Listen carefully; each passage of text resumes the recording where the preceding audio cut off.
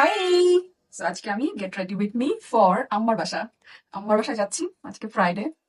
So আমি shower নিয়ে চলে আসছি অ্যান্ড আজকে অনেক হোম ফেসিয়াল করলাম সো দ্যাট একদম ফ্রেশ লাগছে এই জন্য। এখন আমি এই টোনারটা ইউজ করব, টোনার প্যাডটা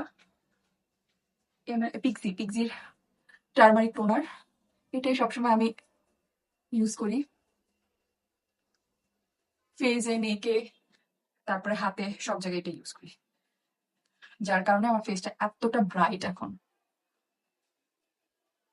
ওকে, দেন আমি ইউজ করবো হচ্ছে সিক্রেট টোন আপ সানক্রিমটা। এটা হচ্ছে from flex the trend. So বাইরে টাইরে যাওয়ার সময়, স্কুলে যাওয়ার সময় আমি রিসেন্টলি এটা ইউজ করি, অল্প একটু নেই, নিয়ে তারপর হচ্ছে, কারণ এটা একটু টোন আপ করে। ভয় পাওয়ার কোনো কারণ নাই, এই হোয়াইট কাস্টটা থাকে না, এই কারণেই কিন্তু আমি ইউজ করি।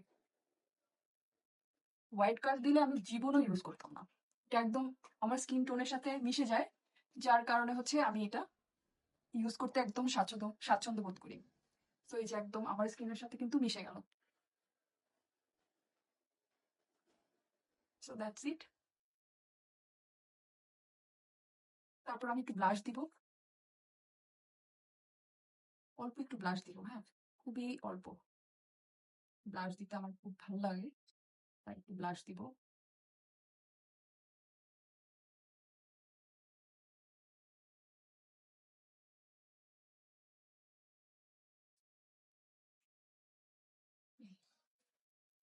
ব্যাস, ব্লাশ হচ্ছে হানিয়ানের।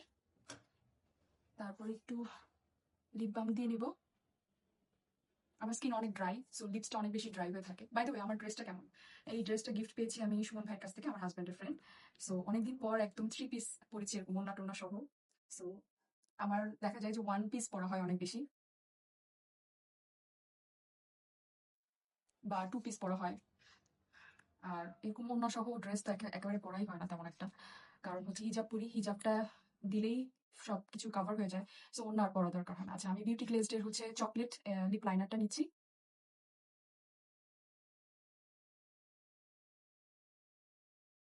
আউটলাইন করে তারপর হচ্ছে আমি আহ, এটা হচ্ছে Swiss beauty, Swiss বিউটির cafe মকা।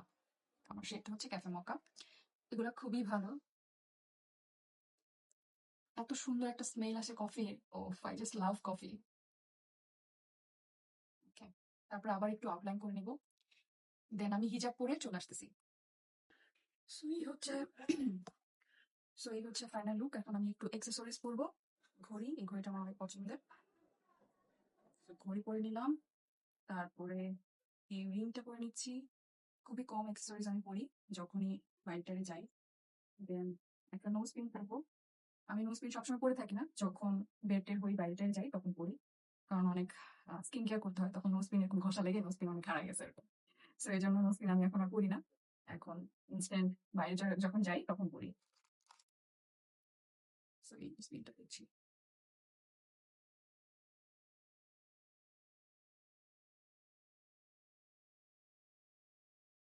So that's it. কেমন লাগলো অবশ্যই আমাকে কমেন্ট করে জানিও। আল্লাহ হাফেজ।